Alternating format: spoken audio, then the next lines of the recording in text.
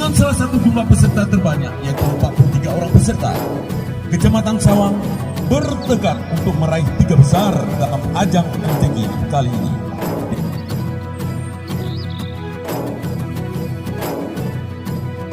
Kirimkan peserta sebanyak 44 orang.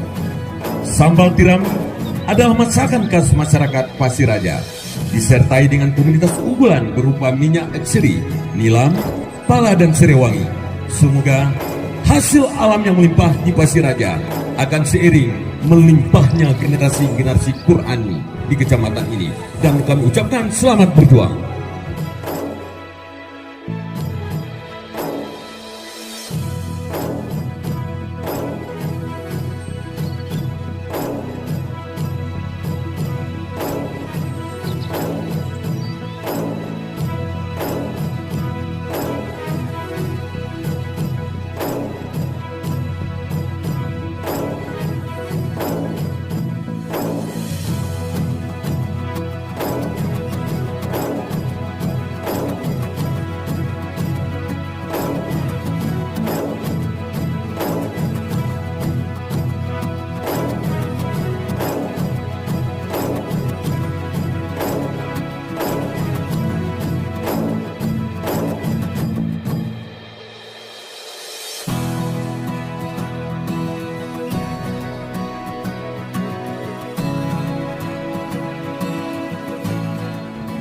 Baik, untuk selanjutnya, marilah kita saksikan, yaitu kafilah dari Kecamatan Tapak Tuan dengan Bapak Kamaknya, yaitu Bapak Halim Bakri SE.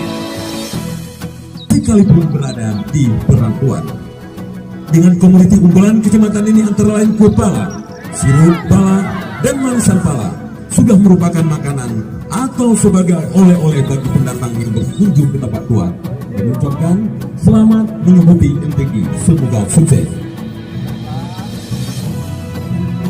Baik Bapak-Bapak, Ibu-Ibu hadirin berbahagia, inilah kafilah yang terakhir, yaitu dari Kecamatan Muke dengan Bapak Camatnya Bapak Ramzan Hadi SSPB.